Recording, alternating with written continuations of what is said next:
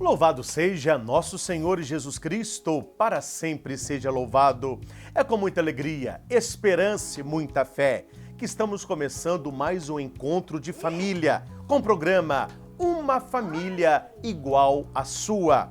Você já me conhece, sou o padre Christian Shankar e tenho contado histórias de famílias que pela fé, pela determinação e união estão vencendo e venceram e vencerão tantos obstáculos, desafios e situações inesperadas na família. Hoje me sinto muito feliz em partilhar com você mais uma história desse tipo.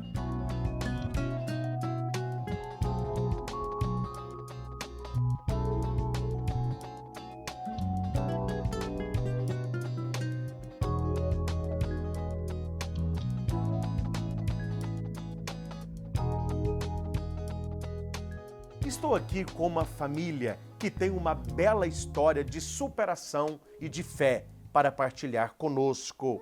Ionária Inácio de Souza Franca, José Iranes Carvalho de Araújo e sua filhinha de 9 anos, Ana Iriane Franca de Araújo. Então estou aqui com a família para a gente conversar sobre a história de vida de vocês. Mas a família tá aqui distraída, olhando. Gente, vamos... Mas eu tô tentando fazer a entrevista aqui, mas a Ana tá vendo desenho na TV, evangelizar com seus pais. Vamos desligar a TV só um pouquinho pra gente fazer a entrevista? Aê, muito obrigado. Agora a gente pode começar. Tudo bem com vocês? Tudo, graças a Deus. Mas já começamos bem. Estou feliz que vocês são aí admiradores do trabalho do Padre Reginaldo, da TV Evangelizar e toda esta obra de evangelização. Você assiste bem a TV? Assisto, sempre acompanho, participo, sou associada e sou voluntária do santuário. Frequenta o santuário? Sempre. Noites de louvor? Sempre. Missas da família? Sempre. Ah, muito bem. Prazer, está aqui, ó, a razão de nós estamos aqui. Ana Iriane. Tudo bem? Vamos contar a sua história, que é bonita. Yeah! Tá animada, né? Então me conte primeiro um pouquinho, né? Se apresente para quem está em casa e um pouquinho da família de vocês, a origem, como que vocês vieram aqui para Curitiba. Então, padre, eu me chamo Ionária, sou de Tauá, Ceará. A gente mora aqui há 12 anos e a gente teve a Ana Iriane aqui. Pode se apresentar? Meu nome é Iranes, a gente é autônomo, né, do comércio, comerciário. A gente amanhece trabalhando e anoitece trabalhando, né? Tudo, graças a Deus, para poder a gente dar do bom e do melhor para a filha da gente, né? E graças a Deus estamos aí nessa batalha, na dificuldade dos dias de hoje, mas mesmo assim com superação. Eu quero aproveitar e mandar um grande abraço, um apertado abraço para o pessoal do Ceará. Um abraço a todos de Fortaleza, que com certeza acompanham a TV, e nós temos grandes amigos aí nesta região e neste estado. Então Deus abençoe você, abençoe a sua família. Então vocês são do Ceará e vieram para cá a trabalho. Isso, eu cheguei em 2006. Eu cheguei em agosto, vim para trabalhar em casa de família, morei 2 anos com essa família, que foi desses 2 anos eu comecei a namorar com o meu marido, né? Então, já em seguida eu já engravidei.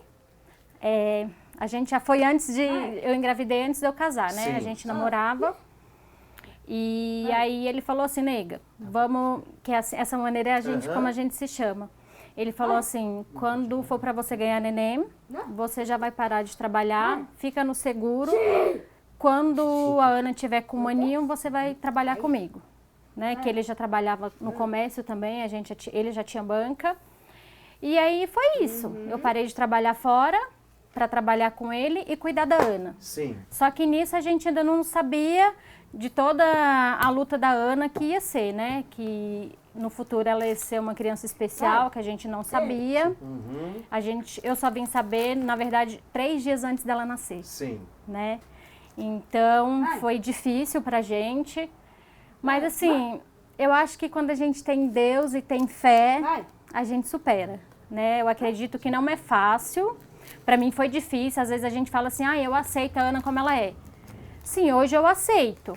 Mas às vezes eu me pergunto, por que eu, né? sempre me cuidei, só trabalhava, me alimentava bem, porque eu me comparava assim, eu pensava assim, padre, tanta mulher na rua, drogada, poxa, ela tem uns filhos perfeitos, né? Mas assim, hoje eu entendo que Deus sabe para quem dá, né? Se Ele deu pra gente, é porque Ele sabe que a gente tem total condições de criar ela, porque assim, não é fácil.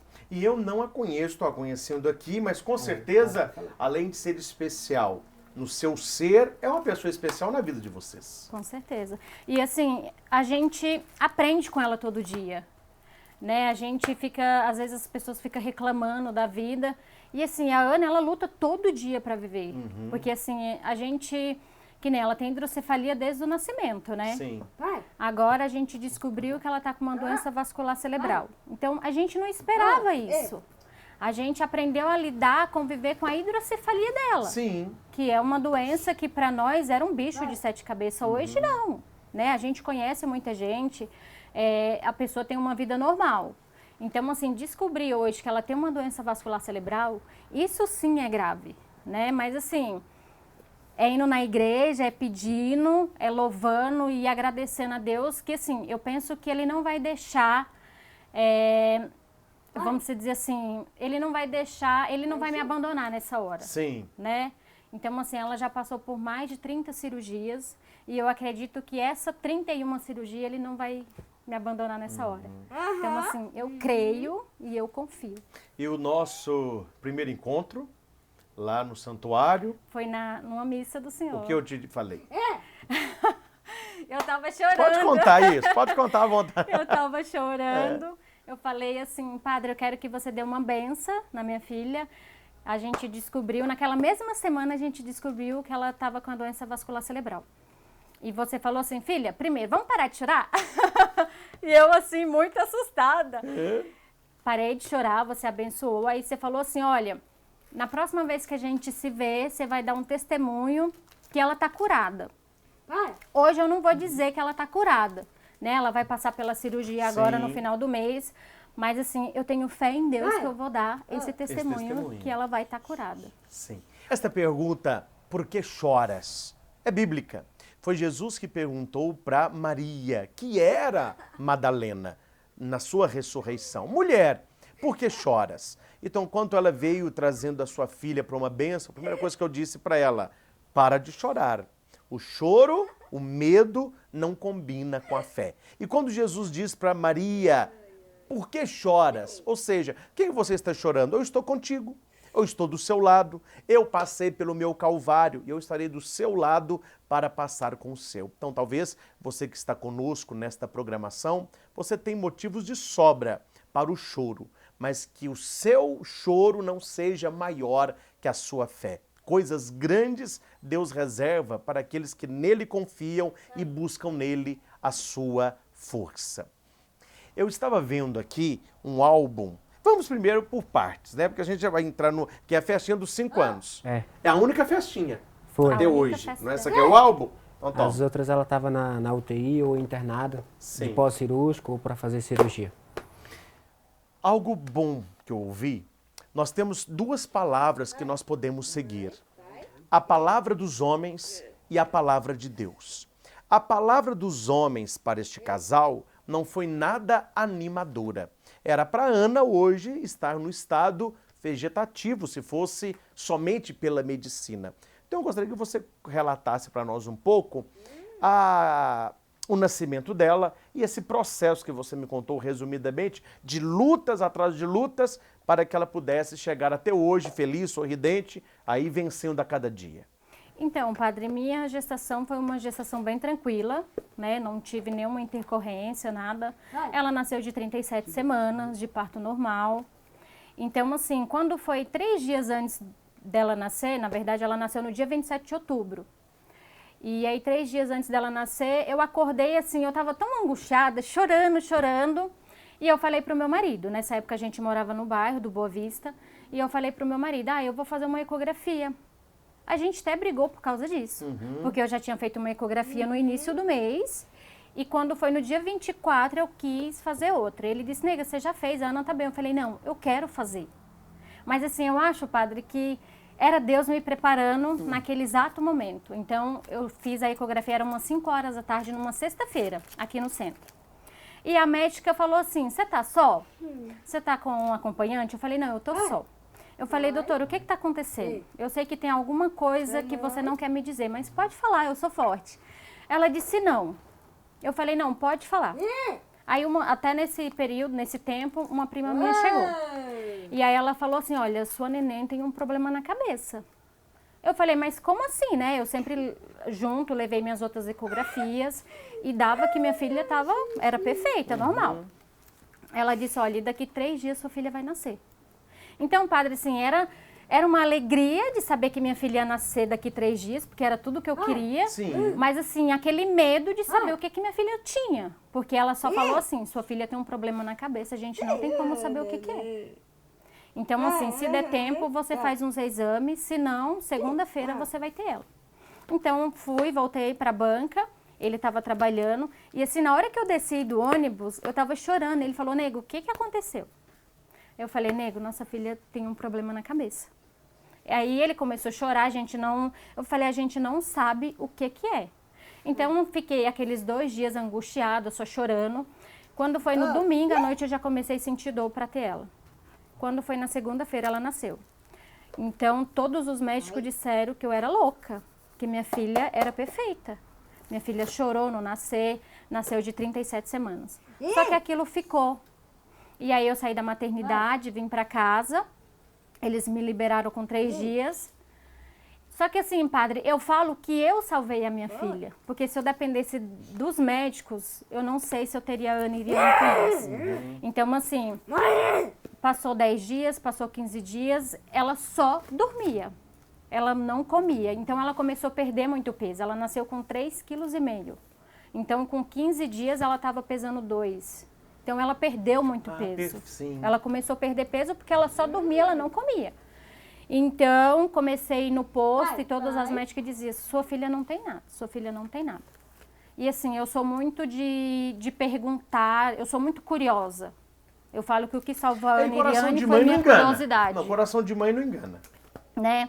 Então, eu falei para a médica do posto, eu falei, olha, me encaminha para a mãe curitibana, que é aqui no centro.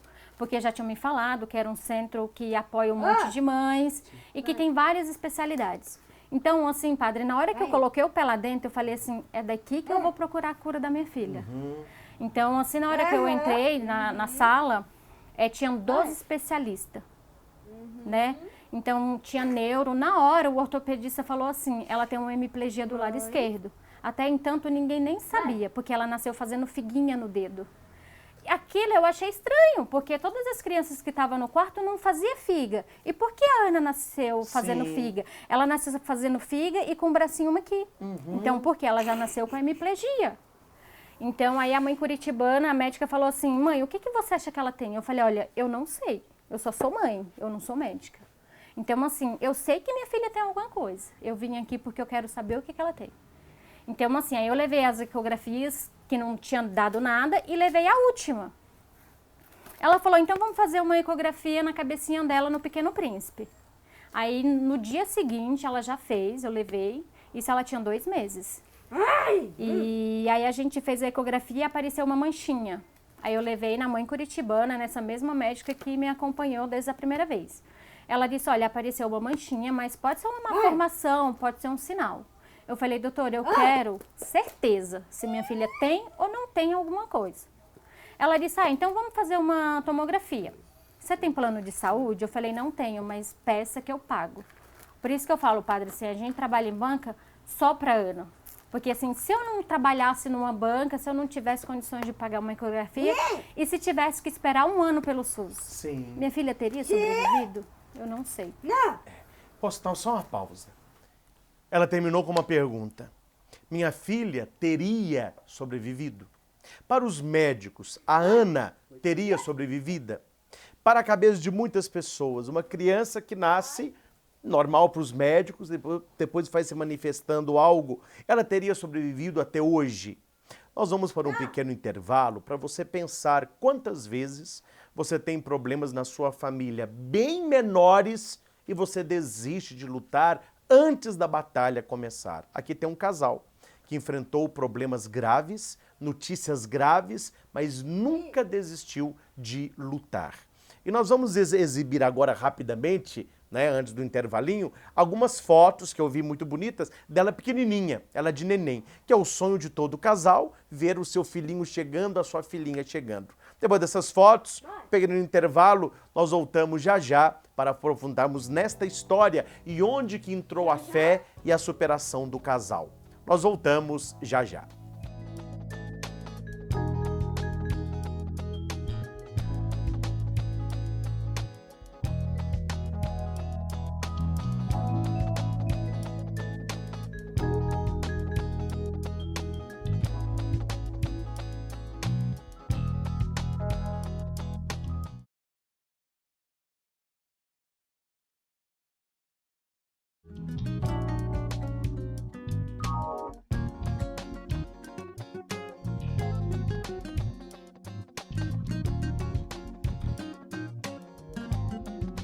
Muito bem, meus irmãos e irmãs, que alegria poder partilhar com você mais uma história forte, de superação, mas de pessoas que tomaram uma decisão. Nós não vamos desistir. São programas como esse que nos mostram que nós, talvez tantas famílias com problemas maiores ou menores, mas estão lutando e vencendo. E tantas desistindo, tantas reclamando e murmurando da vida. Penso que aqui nós podemos fazer um coquetel de duas palavras maravilhosas: a fé e o amor. Quando se ama, se acredita. Quando se acredita, se ama. E nunca se ouviu dizer que aquele que tinha fé e muito amor não chegou ao porto seguro, aquele que Deus tem sonhado para cada um de nós. Aí no intervalinho a gente estava trocando uma ideia, qual foi o processo final para ela ir lá para o Pequeno Príncipe, não é isso? Isso, então, a médica pediu para ela fazer uma tomografia, a gente fez a tomografia e ela já me encaminhou para um especialista, né, que é um cirurgião no Pequeno Príncipe. E já com 3 dias depois a gente já fez o internamento dela e ela passou pela primeira cirurgia, que foi quando ela tinha 2 meses e meio.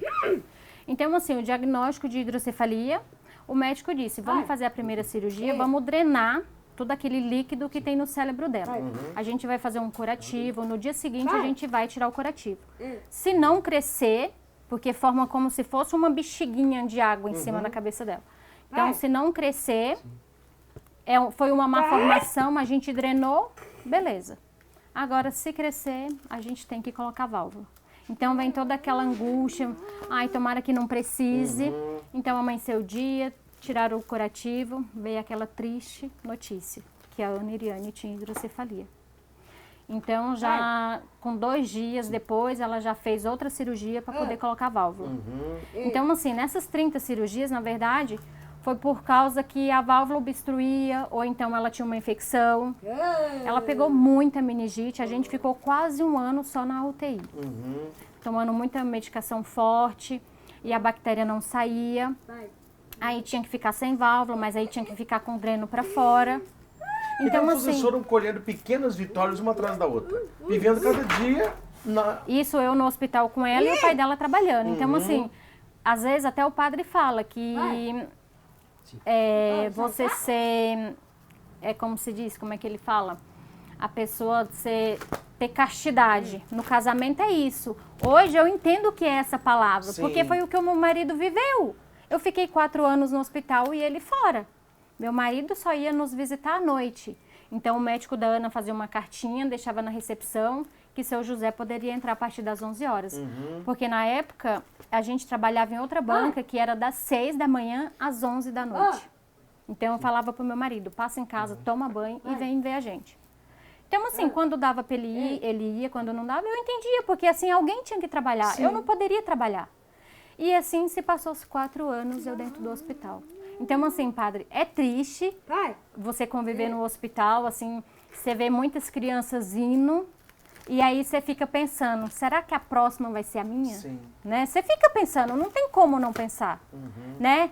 Só que assim, eu sempre fui católica, mas eu dizia que nessa época eu não tinha fé, né?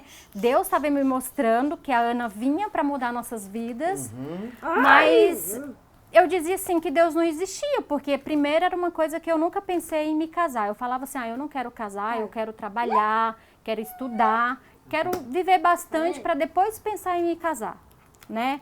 E em pensar ter filhos. Então, assim, e Deus fez o contrário. Ele disse, você vai casar, você vai ter filho e você vai ter uma filha especial. E você vai dar de conta. Porque, assim, quando eu via gente especial na rua, eu falava, tomara que quando eu tiver um filho, Deus não me dê especial. Porque eu não sei se eu tenho condições de criar. E olha como Deus é tão maravilhoso. Ele me deu a Ana especial para provar que eu sou capaz, né? Que eu tenho amor suficiente, que eu tenho dedicação suficiente para isso. Então, assim, conviver com a Ana no hospital e ver muitas crianças hinos, muitas mães desesperadas, que Deus não existe, por que criança sofre? Às vezes eu faço essa pergunta para o padre Reginaldo, padre, por que criança tem que sofrer? Tem aquele velho ditado que o pessoal mais velho fala, criança que sofre paga pelo erro do pai e dos pais. Eu acho que isso não existe. Jesus já falou que não é isso, né? Que não é Bíblia, isso, né? Então, Quem assim... pegou ele ou seus pais, não. A pessoa é assim para que manifeste nele o poder da graça de Deus, né? Então, assim, eu acredito que a Ana passou por tudo isso, mas, assim, a gente conseguiu tirar um bom proveito disso, a dar valor na vida. E outra coisa que eu noto, não porque eu estou na sua frente, mas a gente nota isso, com certeza a equipe toda já notou isso. Nós notamos na sua fala, você contando a história da Ana, que é uma história ao mesmo tempo sofrida, mas que você ficou uma mulher mais forte. Você é muito firme no jeito que você fala. Nós fizemos isso, fizemos aquilo, mas você está na luta. O seu olhar de uma mulher firme, quer dizer, é algo da própria caminhada, né? Mas eu falo, padre, que a gente teve que amadurecer muito cedo. Eu tive a Ana com 21 anos, né? Meu marido também. A gente tem 30 anos, eu fiz 31 agora, ele tem 30. Então, assim, a gente teve que amadurecer rápido. Por quê? Mas, assim, a Ana teve que vir pra gente dar esse pulo, esse né? Salto esse de salto. maturidade. Então, assim, morar em hospital, muitas vezes a gente recebeu alta, só dava tempo eu chegar na porta da minha casa e a Ana adoecer. E eu voltar pro hospital. Mas, assim, eu sempre fui católica, mas eu não conhecia a Igreja de Guadalupe. Então, assim, uma amiga minha que tem banca, ela fez uma novena nas quarta-feiras. E quando ela foi ver a Ana na UTI, ela se desesperou-se em ver a Ana naquele estado, né? Muito debilitada e tudo. E aí ela veio, se ajoelhou nos pés de Nossa Senhora de Guadalupe e fez uma novena. Começou a fazer uma novena. E ela disse assim, mãe, eu confio que você vai curar a Ana. E quando for na última novena, finalizando nas 9, eu quero trazer ela. Padre, a gente levou a Ana. Então, assim, foi a partir desse momento que eu conheci o Guadalupe. Eu não conhecia. Despertou no seu coração, então, uma fé prática, uma fé ativa. Que até eu falo, então, eu não tinha crisma, eu me crismei depois de casada, né? E aí comecei a fazer as novenas, né, através dela. Então, assim, e minha fé, eu falo que... Deixa eu falar, senão eu vou me perder. Eu vi uma coisa bonita. Eu espero que a câmera tenha pego. Ela pegou o terço na sua mão e toda hora dá um beijinho no terço. Ela faz isso. Ela tem um terço que o padre Reginaldo deu, que não é esse, tá no quarto dela. Sim. Mas assim, até a cruz já quebrou, mas ela não larga esse terço. Quando fala, Ana, vamos na igreja, é a primeira coisa. O pai dela participa do terço dos homens. Ele bonito, ainda não é santo, mas a gente vai chegar na caminhada.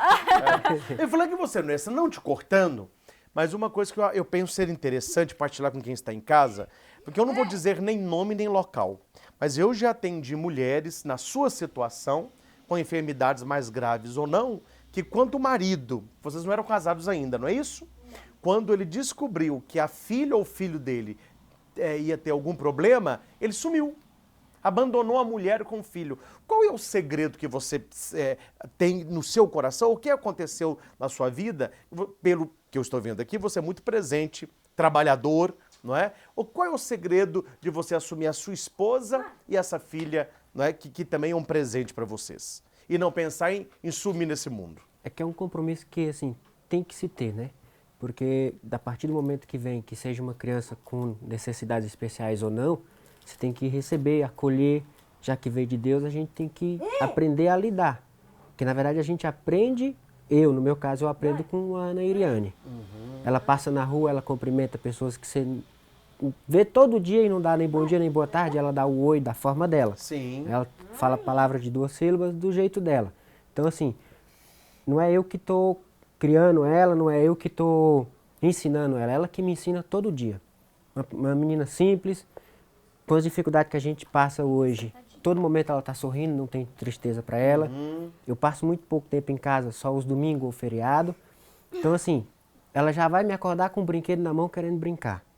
Né? Eu estou cansado, estou querendo fazer alguma coisa, ela está ali com o brinquedo, querendo brincar, não lembra de conta, de compromisso, do que é problema que você tenha. Então ela está sempre sorrindo, toda hora que você olha para ela está sorrindo. Então assim, para mim, graças a Deus, foi uma benção. Né? Não tinha por que eu abandonar, veio especial, eu não quero. Não, tem que receber, tem que acolher. Graças a Deus que tive essa capacidade de passar por essas dificuldades junto com minha esposa, né? E superar. Eu tenho uma fala que você falou, por isso que eu vou entrar nisso, que eu acredito. Cada um prega aquilo que acredita. Eu creio que os bons pais, eles são ao mesmo tempo educadores e aprendizes. Porque os pais, não tem escola para pai e mãe, isso não existe. Quando é que o marido e a esposa se tornam pais? Quando vem a criança. E aqui tem que ter essa troca. Eu sou educador dos meus filhos, mas eu vou me tornar pai e mãe aprendendo com eles. É isso que ele disse. Eu aprendo com ela todos os dias. Nós vamos para mais um pequeno intervalo. Aí eu quero falar agora de alegria. Não que até agora não foi, mas da festa de 5 anos, os sonhos que você tem para elas e algo já. Tá rápido. Tá rápido? Oh, já. E eu quero saber uma coisa que eu quero conversar com vocês. O tempo todo ela se comunica com os pais. O tempo todo eles estão em sintonia. E filhos chamados de perfeitos não conversam com os pais. Não há sintonia entre eles. E só para nós aqui, se não fosse uma família, eu não iria falar. Mas eu estava conversando com Iranes. Iranes, é nome difícil, né? Não, diferente, não é difícil. Com Iranes. Depois eles podem fazer até, se quiser, uma meia tela. O Irane, gente, pra mim, é a cara do Harry Potter adulto. Você que está acompanhando o programa, quem é fã, você tá falando, é o Harry Potter, só faltou aquela cicatrizinha. Mas não é verdade? O pessoal fala mesmo. Então você pode falar, ó, o meu papai é famoso, ele já estudou na Grifinória, né? Nós vamos aí para um pequeno intervalo, nós voltamos já com essa história maravilhosa e de superação de uma família igual à sua. Voltamos já. Já.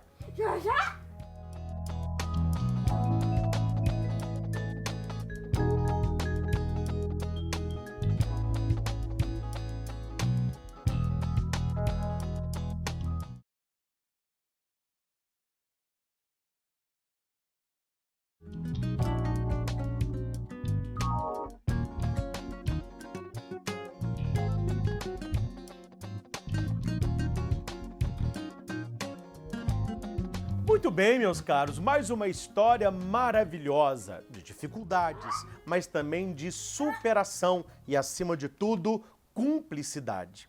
Você de casa não tem como você ver tudo que acontece aqui. Claro, você está vendo um programa de TV, mas o make-off que acontece atrás das câmeras, muitas vezes é o mais gostoso. É ver a relação dela com os pais, é ver a conversa entre eles, a comunicação entre eles. E eu notei, você já me falou um pouco disso, o papai também, né? Que ela fala algumas 30 palavras, que você me disse, de 2 sílabas. Eu escutei muito já, papai, mamãe, não é? Mas nem por isso ela não comunica com vocês e vocês com ela. Como que vocês aprenderam de pequeno essa comunicação dela que você me disse? Que você queria que ela falasse. Até que você entendeu que ela fala, não do modo como você sonhou. Como você explica um pouco isso? Então, padre, através de fono, né? Ela faz fono desde pequenininha. Então, assim, quando a gente entendeu que a Ana não ia falar, né, vamos dizer, como a gente, é que nem a médica falou, vamos começar a procurar outras alternativas. E aí foi quando a gente, né, na terapia dela, a gente colocou a terapia de comunicação alternativa. Sim. Que é através de uma pasta, que inicia com fotos de pessoas que ela conhece, de lugares que ela frequenta. Sim. Né? Porque, por exemplo, ela não sabe dizer, mãe, eu quero ir na igreja.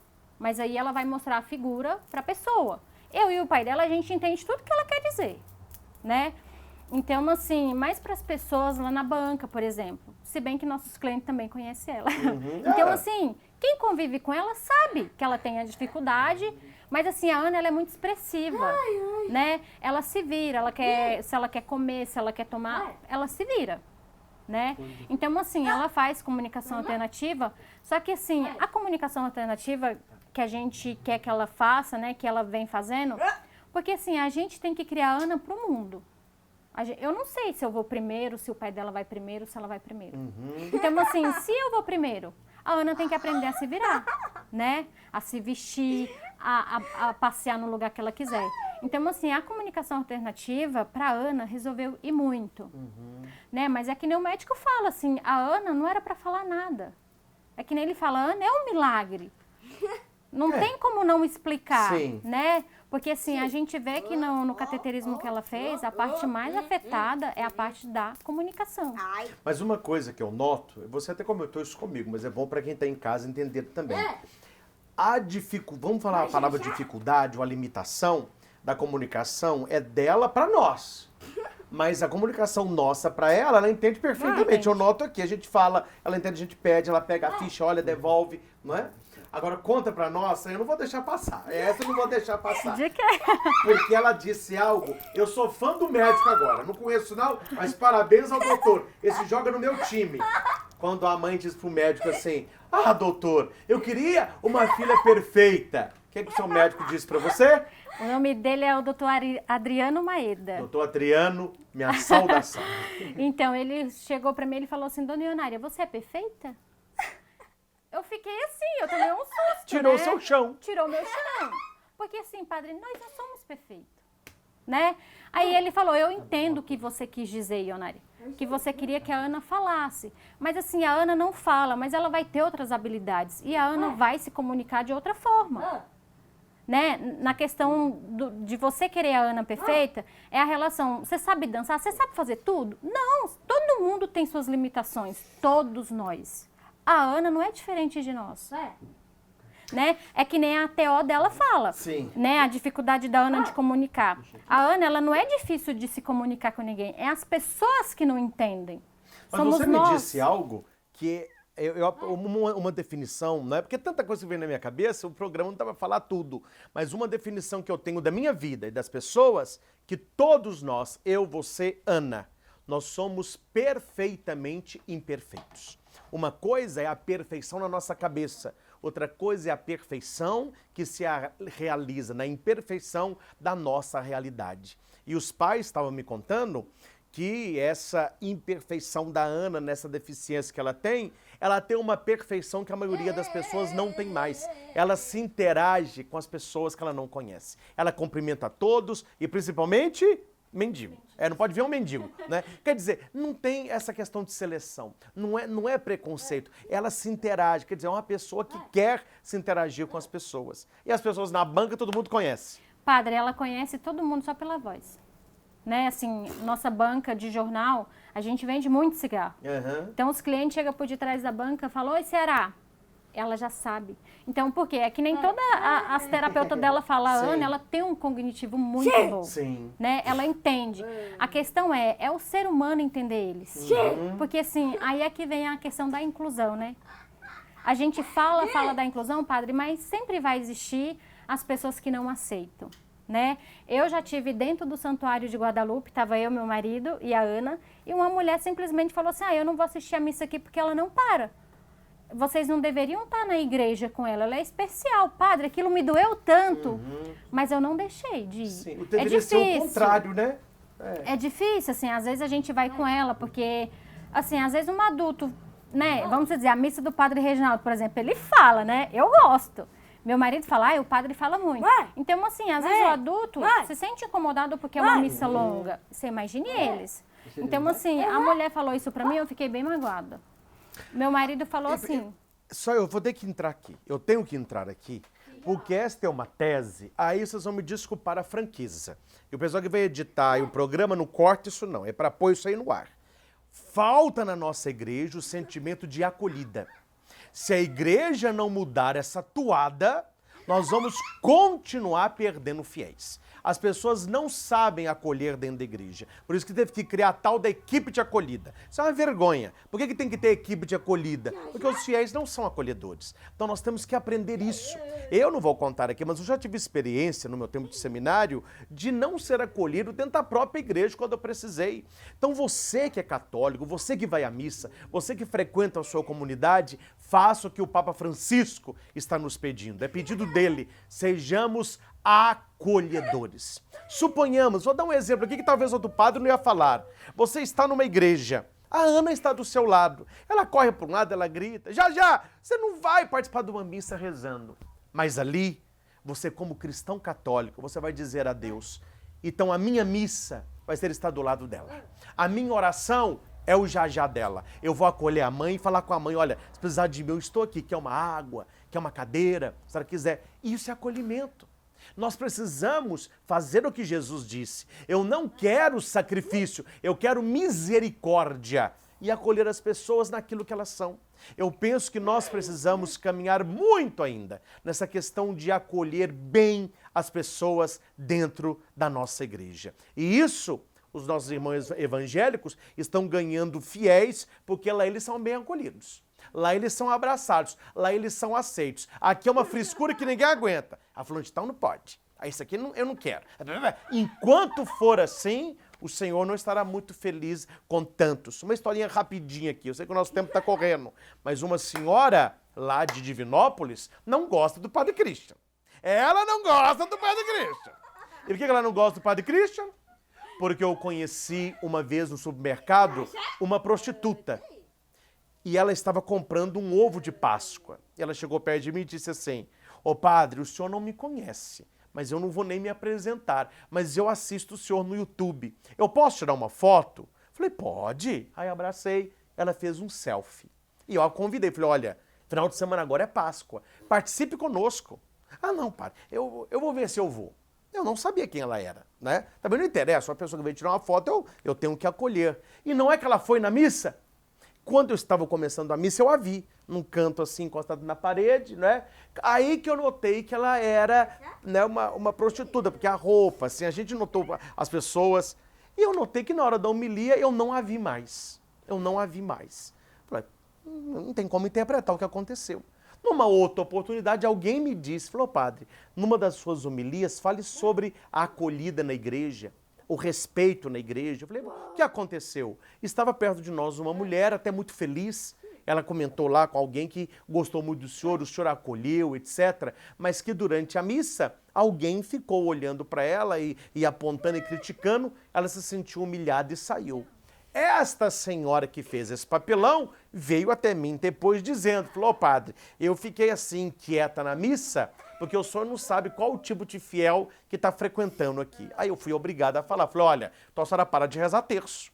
Para de rezar terço. Ué, padre, por quê? Porque todo o texto que a senhora reza eu vejo pela conversão dos pecadores. Quando vem para a igreja uma pecadora, que poderia ser o momento dela se encontrar com Cristo, ao invés de ser acolhida, a senhora julgou, a mulher saiu da igreja. Então, quando a senhora for rezar pela conversão dos pecadores, diga, a começar de mim. Então, isso eu acho que a gente precisa refletir também, que esse sentimento de inclusão, ele tem que começar dentro da igreja. Nós temos um minutinho para encerrar. Já, acabou, minha filha. Já. Mas fale rapidamente, o primeiro aniversário dela. 5 anos. Por que demorou 5 aninhos para a primeira festinha? Porque a gente ficou 4 anos internado, né? Então a gente veio sair com 4 anos e meio. Então, assim, foi um aniversário muito planejado, muito desejado. Muito esperado, muito sonhado. Foi. A primeira festa, né, padre? A gente não teve festa de 1 aninho. Todo mundo faz para apresentar a comunidade, para apresentar os amigos. E a Ana, nesse período, sempre internada. Entrou com 2 meses, veio sair com 4 anos e pouco. Então, assim, pra gente foi um prazer receber todo mundo que foi, né? Assim, a gente estava planejando fazer o de 10, mas eu acho que não vai ser propício. Vamos deixar para os 15 anos. Eu vou comentar o quê?